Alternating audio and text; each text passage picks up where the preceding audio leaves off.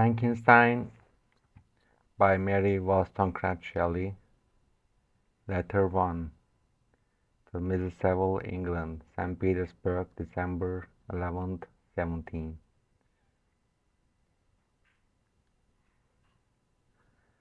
You will rejoice to hear that no disaster has accompanied the commencement of an enterprise which I have regarded with such evil forebodings.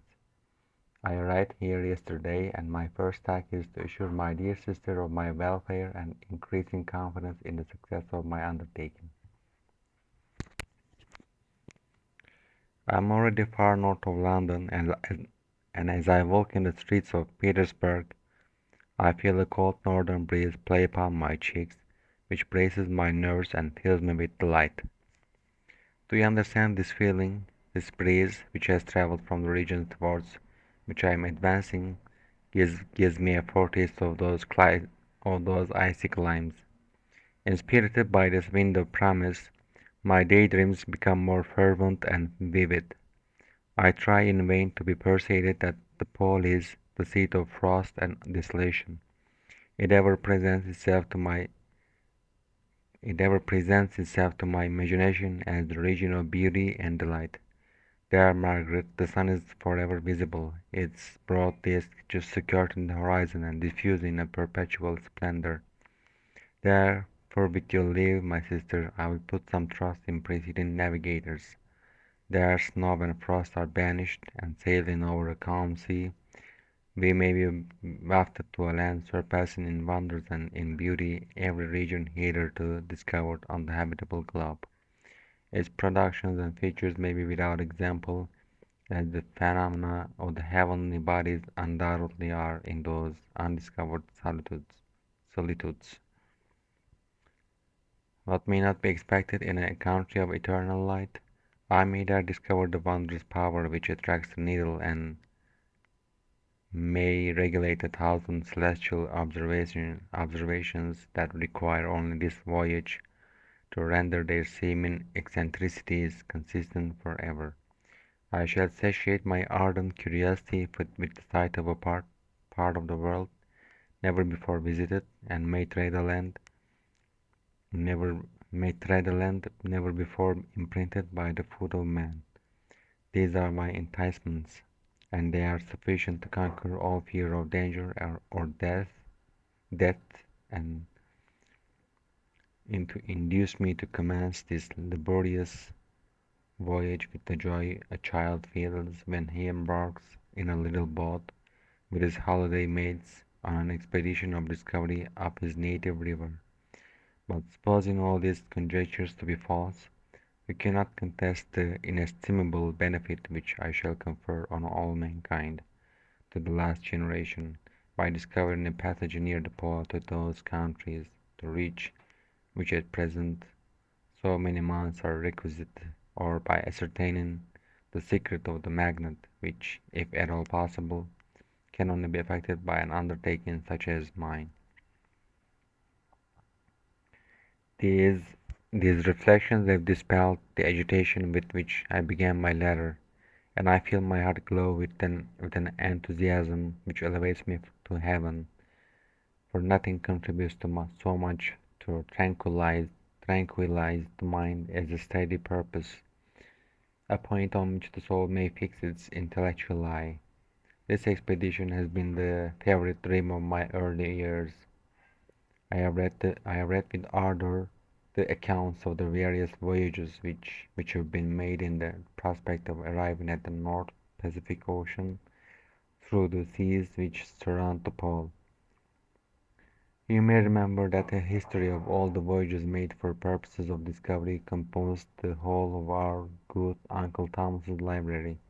My education was neglected, yet I was passionately fond of reading. These volumes were my study day and night, and my familiarity with them increased that regret which I had felt as a child on learning that my father's dying injunction had forbidden my uncle to allow me to embark in a seafaring life.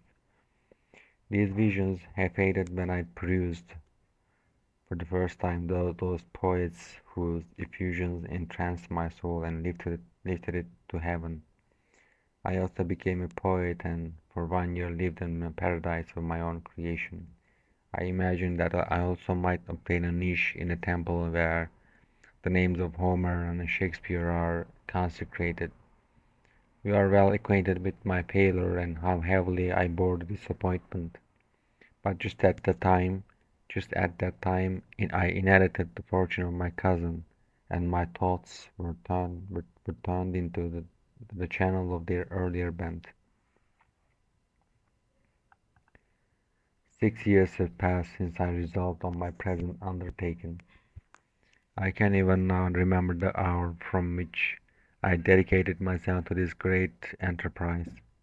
I commenced by inuring my body to hardship. I accompanied the whale fishers on several expeditions to the North Sea. I voluntarily endured cold, famine, thirst, and want of sleep. I often worked harder than the common sailors during the day and devoted my nights to the study of mathematics, the theory of medicine, and those branches of physical science from which a naval adventurer might derive the greatest practical advantage. Twice I actually hired myself as an undermate in a Greenland whaler, and acquitted myself to admiration. I must own I felt a little proud when my captain offered me the second dignity in the vessel and entreated me to remain with the greatest earnestness, so valuable did he consider my services. And now, dear Margaret, do I not deserve to accomplish some great purpose? My life might have been passed in ease and luxury, but I preferred glory to every enticement that wealth placed in my path, or that some encouraging voice would answer in the affirmative. My courage and my resolution is firm, but my hopes fluctuate, and my spirits are often depressed. I am about to proceed on a long and difficult voyage, the emergencies of which will demand all my fortitude. I am required not only to raise the spirits of others, but sometimes to sustain my own when theirs are failing. This is the most favorable period for traveling in Russia. They fly quickly over the snow in their sledges. The motion is pleasant and, in my opinion, far more agreeable than that of an English stagecoach. The cold is not excessive if you are wrapped in furs, a dress which I have already adopted, for there is a great difference between walking the deck and remaining seated motionless for hours when no exercise prevents the blood from actually freezing in your veins. I have no ambition to lose my life on the post road between St. Petersburg and Archangel. I shall depart for the latter town in a fortnight or 3 weeks, and my intention is to hire a ship there, which can easily be done by paying the insurance for the owner, and to engage as many sailors as I think necessary among those who are accustomed to the whale fishing. I don't intend to sail until the month of June. And when shall I return? Ah, dear sister, how can I answer this question? If I succeed, many, many months, perhaps years, will pass before you and I may meet. If I fail, you will see me again soon, or never. Farewell, farewell, my dear, excellent Margaret. Heaven shower down blessings on you, and save me that I may again and again testify my gratitude for all your love and kindness. Your affectionate brother, R. Walton.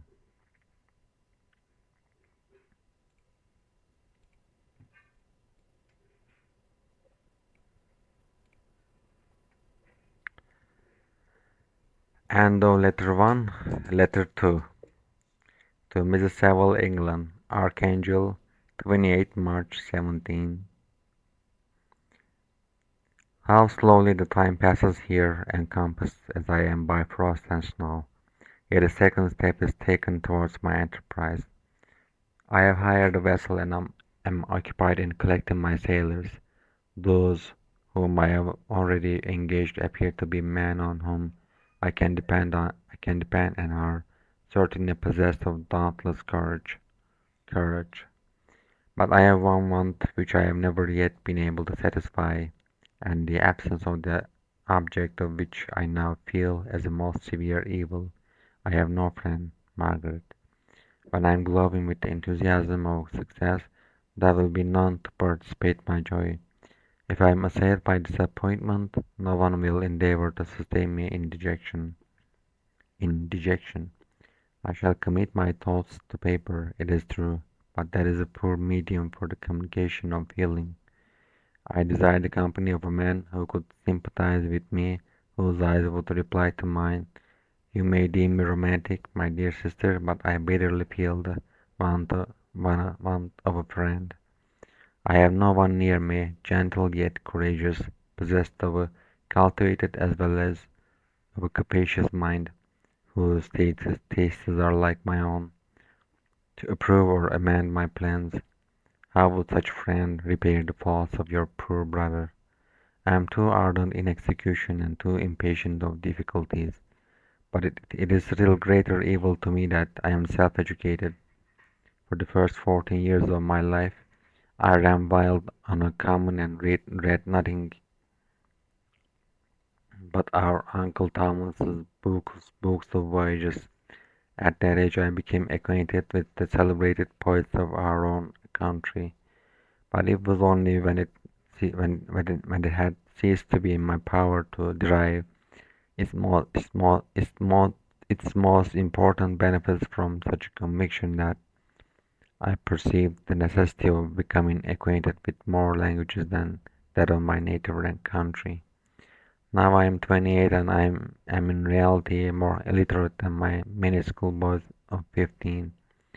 It is true that I have thought more and that my daydreams are more extended and magnificent, but they want, as the painters call it, keeping, and I greatly need a friend who would have sense enough not to despise me as romantic, and affection enough for me to endeavor to regulate my mind. Well, these are useless complaints. I shall certainly find no friend on the wide ocean, not even here in Archangel among merchants and seamen.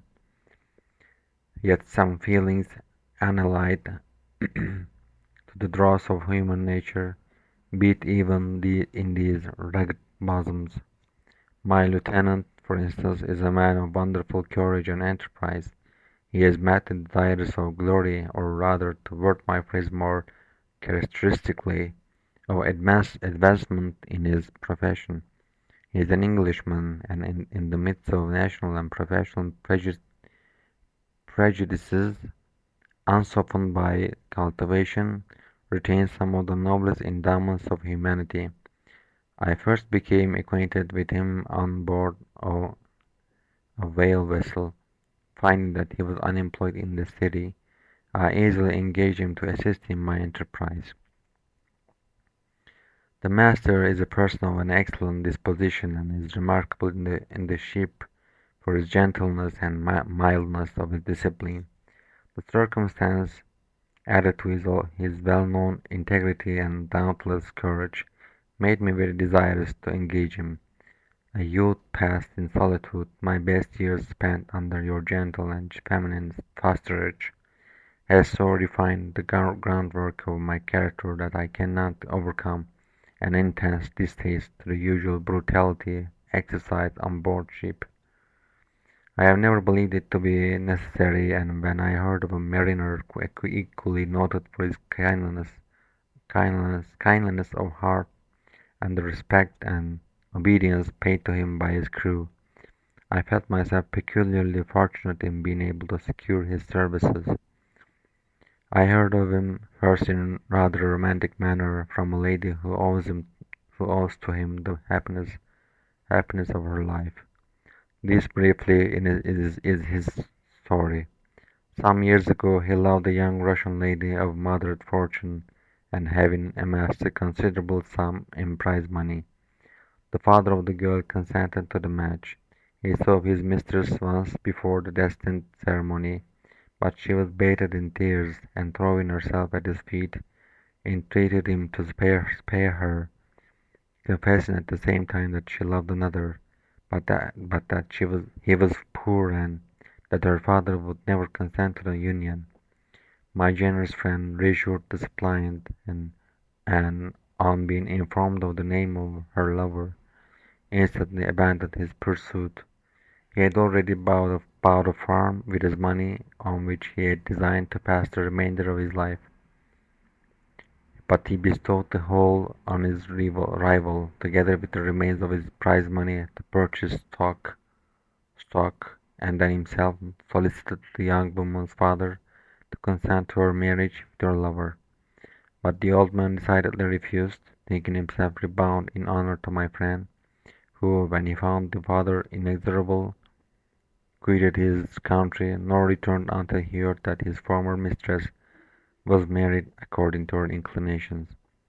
"What a noble fellow!" you will exclaim. "He is so, but then he is wholly uneducated."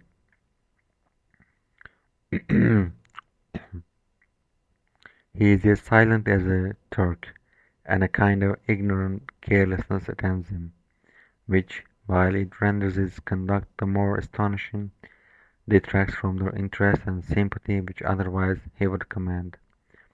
Yet do not suppose, because I complain a little, or because I can conceive a consolation for my toils which I may never know, that I am wavering in my resolutions. Those are as fixed as fate, and my voyage is only now delayed until the weather shall permit my embarkation.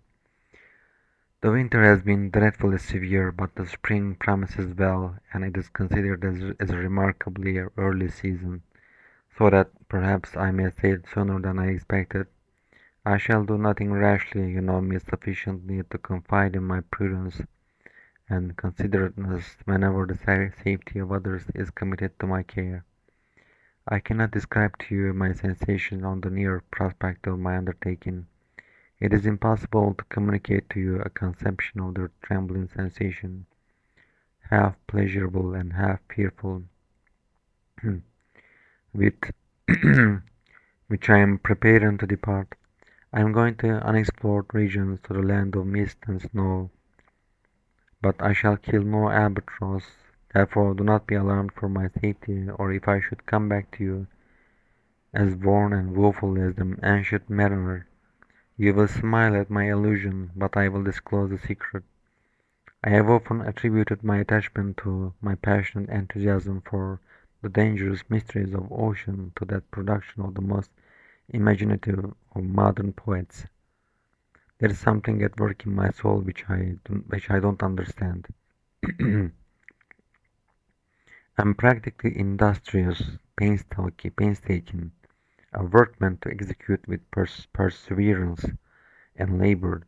But besides this, there is a love for the marvelous, a belief in the marvelous, intertwined in all my projects, which hurries me out of the common pathways of man, even to the wild sea and unvisited regions I am about to explore.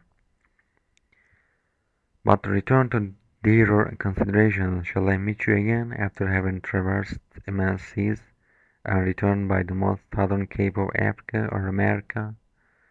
I dare not expect such success, yet I cannot bear to look on the reverse of the picture. Continue for the present to write to me by every opportunity. I may receive your letters on some occasions, and I need them most to support my spirits. I love you very tenderly. Remember me, remember me with affection, should you never hear from me again. Your affectionate brother, Robert Walton. End of letter 2.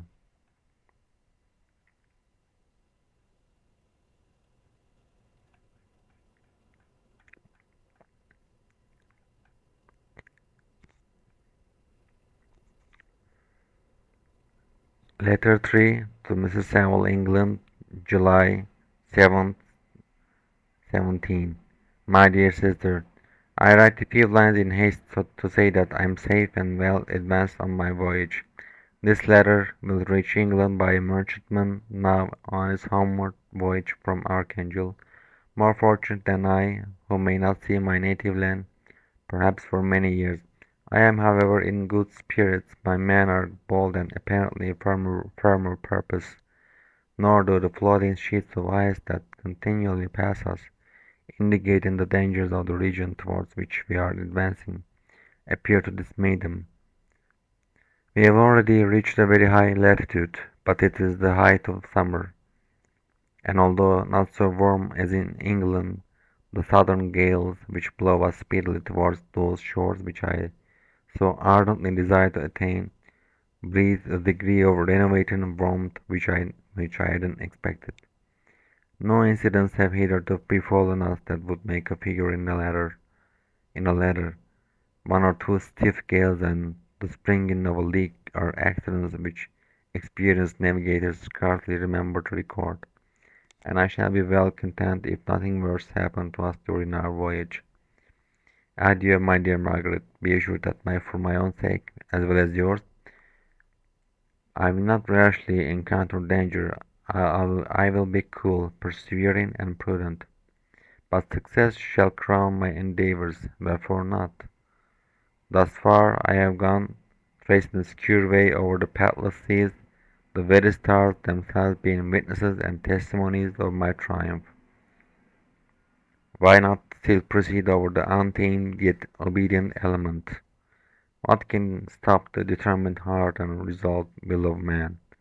My swelling heart involuntarily pours itself out thus, but I must finish. Heaven bless my beloved sister, Robert Walton. End of letter 3.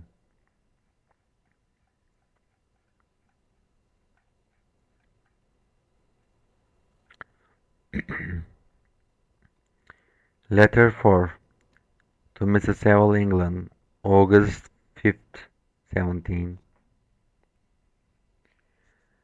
So strange an accident has happened to us that I cannot forbear recording it, although it is very probable that you will see me before these papers can come into your possession.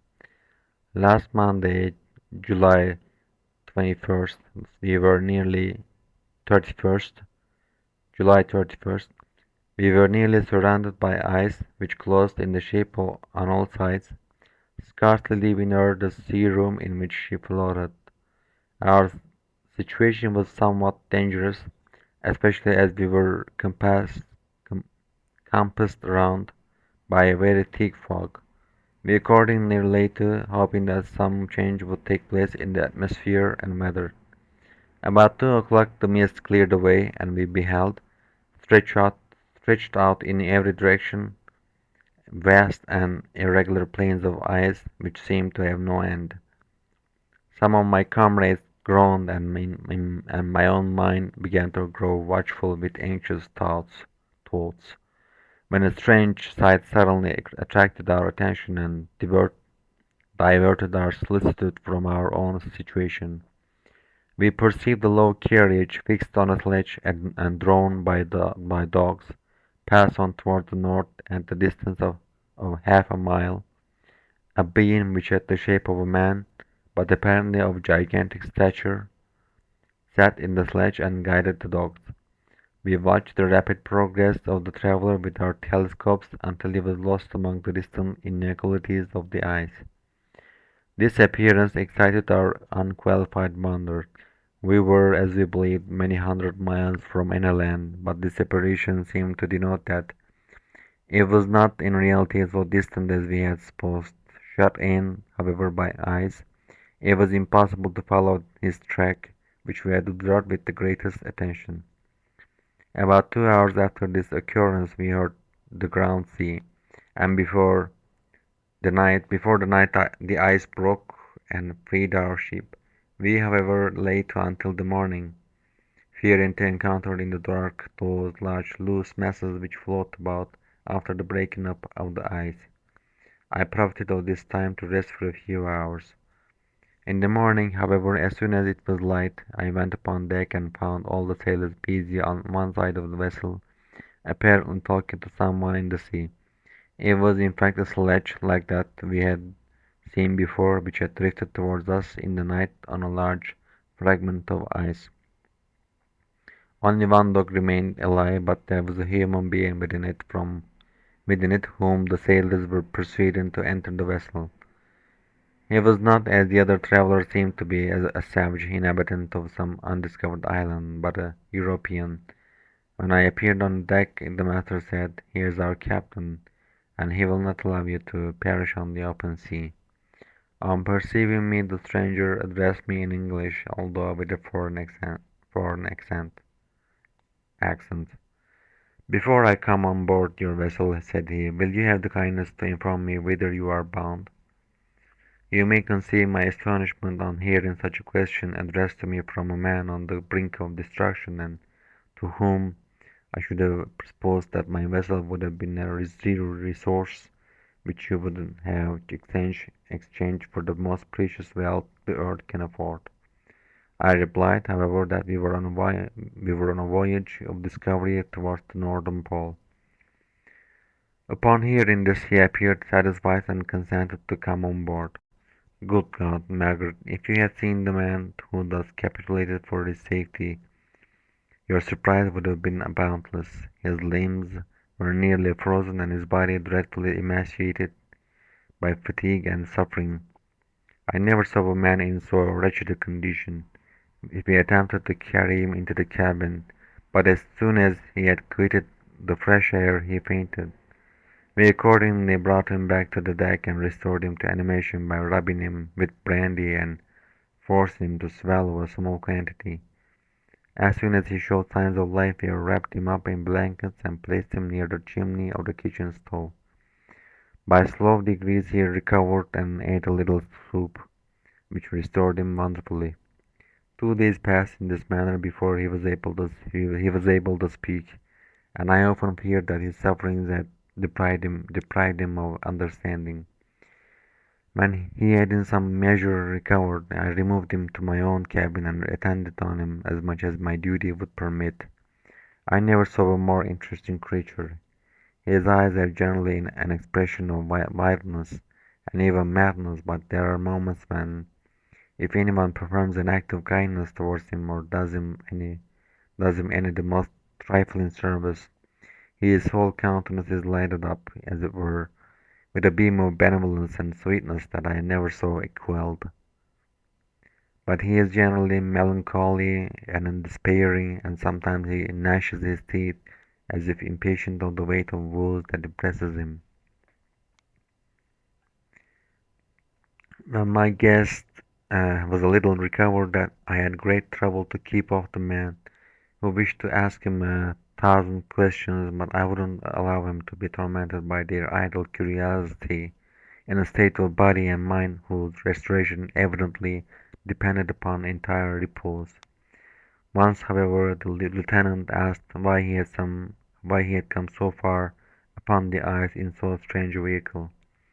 His countenance instantly assumed an aspect of the deepest gloom, and he replied, "To seek one who fled from me." "And did the man whom you pursued travel in the same fashion?" "Yes."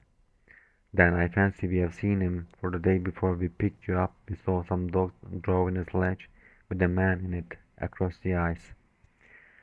This aroused the stranger's attention, and he asked a multitude of questions concerning the route which the demon, as he called him, had pursued. Soon after, when he was alone with me, he said, "I have doubtless excited your curiosity, as well as that of these good people, but you are too considerate to make inquiries." "Certainly. It would indeed be very impertinent and inhuman in me to trouble you with any inquisitiveness of mine." "And yet you rescued me from a strange and perilous situation. You have benevolently restored me to life." Soon after this he inquired if I thought that the breaking up of the ice had destroyed the other sledge. I replied that I couldn't answer with any degree of certainty, for the ice hadn't broken until near midnight, and the traveller might have arrived at a place of safety before that time, but of this I couldn't judge. From this time a new spirit of life animated the decaying frame of the stranger. He manifested the greatest eagerness to be upon deck to watch for the sledge which had before appeared, but I have persuaded him to remain in the cabin, for he is far too weak to sustain the rawness of the atmosphere. I have promised that someone should watch for him and give him instant notice if any new object should appear in sight. Such is my journal of what relates to this strange occurrence up to the present day. The stranger has gradually improved in health, but is very silent and appears uneasy when anyone except myself enters his cabin. Yet his manners are so conciliating and gentle that the sailors are all interested in him, interested in him, although they have had very little communication with him. For my own part, I began to love him as a brother, and his constant and deep grief fills me with sympathy and compassion. He must have been a noble creature in his better days, being even now in wreck so attractive and amiable. I said in one of my letters, my dear Margaret, that I should find no friend on the wide ocean, yet I have found a man who, before his spirit had been broken by misery, I should have been happy to have possessed as the brother of my heart. I shall continue my journal concerning the stranger at intervals, should I have any fresh incidents to record. August 13th, 17.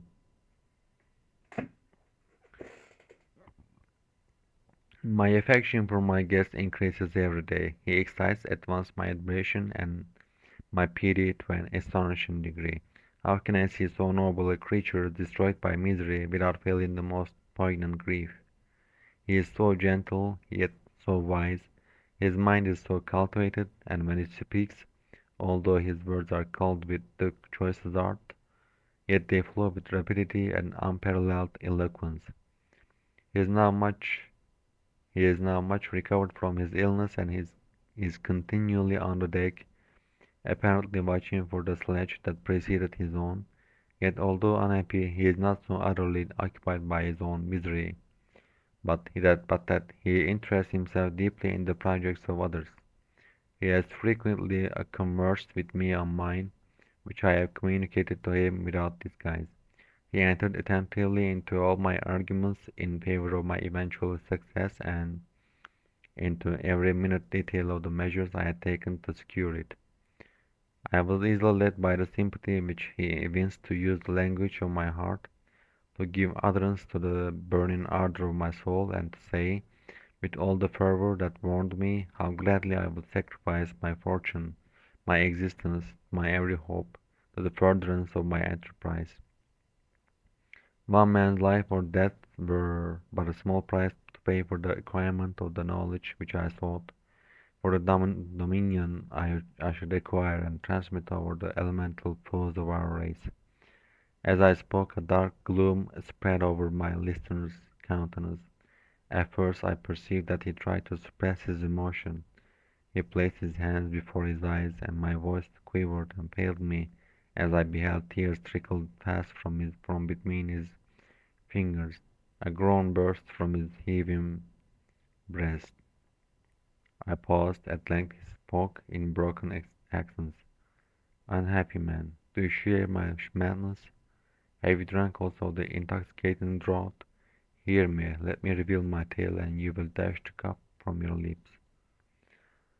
Such words, you may imagine, strongly excited my curiosity, but the paroxysm of grief that had seized the stranger overcame his weakened powers, and many hours of repose and tranquil conversation were necessary to restore his composure.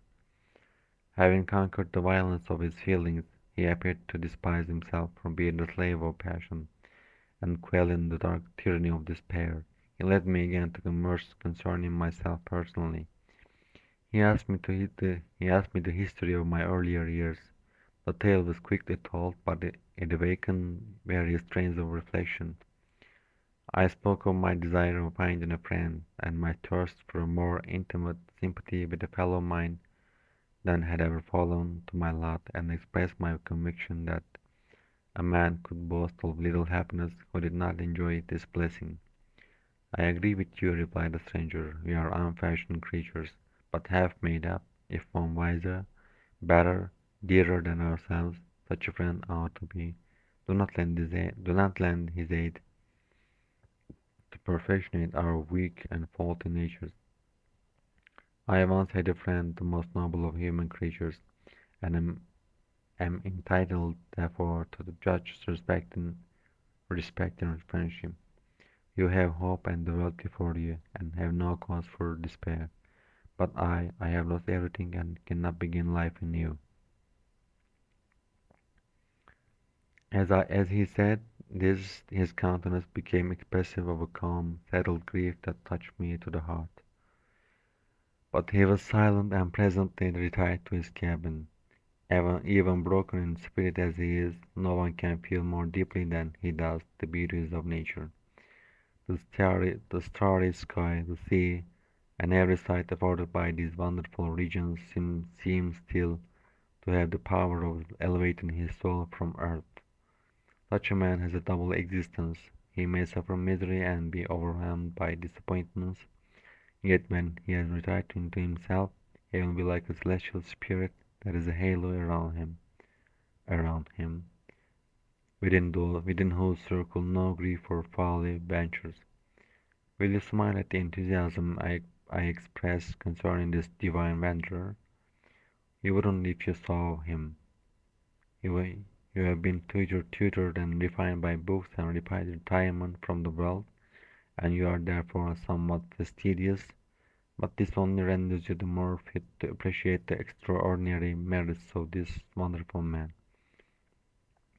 Sometimes I have endeavored to discover what quality it is which he possesses that elevates him so immeasurably above any other person I ever knew.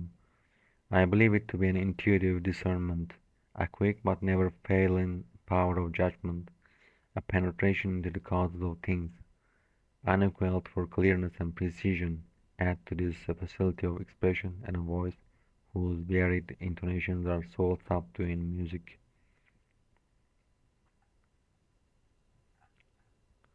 August August 19, 17. Yesterday the stranger said to me, "You may easily perceive, Captain Walton, that I have suffered great and unparalleled misfortunes. I had determined at one time that the memory of these evils should die with me, but you have won me alter my determination.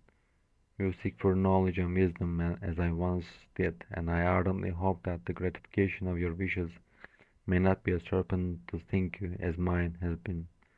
I don't know that the relation of my disasters will be useful to you, yet when I reflect that you are pursuing the same course, exposing yourself to the same dangers which have rendered me what I am, I imagine that you may deduce an apt moral from my tale, one that may direct you if you succeed in your undertaking and console you in case of failure.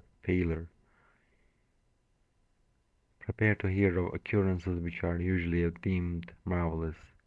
Were we among the tamer scenes of nature, I might fear to encounter your unbelief, perhaps your ridicule, but many things will appear possible in these wild and mysterious regions which would provoke the laughter of those unacquainted with the ever-varied powers of nature. Nor can I doubt but that my tale conveys in its series internal evidence of the truth of the events of which it is composed. You may easily imagine that I was much gratified by the offered communication, yet I could not endure that he should renew his grief by a recital of his misfortunes. I felt the greatest eagerness to hear the promised narrative, partly from curiosity and partly from a strong desire to ameliorate his fate if it were in my power. I expressed these feelings in my answer. "I thank you," he replied, "for your sympathy, but it is useless. My fate is nearly fulfilled. I wait but for one event, and then I shall repose in peace.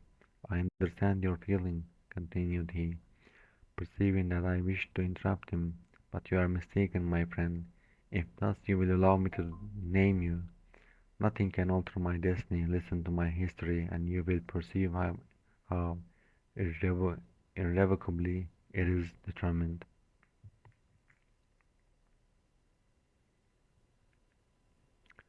He then told me that he would commence his narrative the next day when I should be at leisure. This promise drew from me the warmest thanks. I have resolved every night, and when I am not imperatively occupied by my duties, to record, as nearly as possible in his own words, what he has related during the day. If I should be engaged, I will at least make notes, This manuscript will doubtless afford you the greatest pleasure, but to me, who know him and who hear it from his own lips, with what interest and sympathy shall I read it in some future day? Even now, as I commence my task, his full-toned voice swells in my ears, his lustrous eyes dwell on me with all their melancholy sweetness. I see his thin hand raised in animation, while the lineaments of his face are irradiated by the soul within. Strange and harrowing must be his story, frightful with the storm which embraced the gallant vessel on its course and wrecked it thus. End of letter 4. Thank you for listening.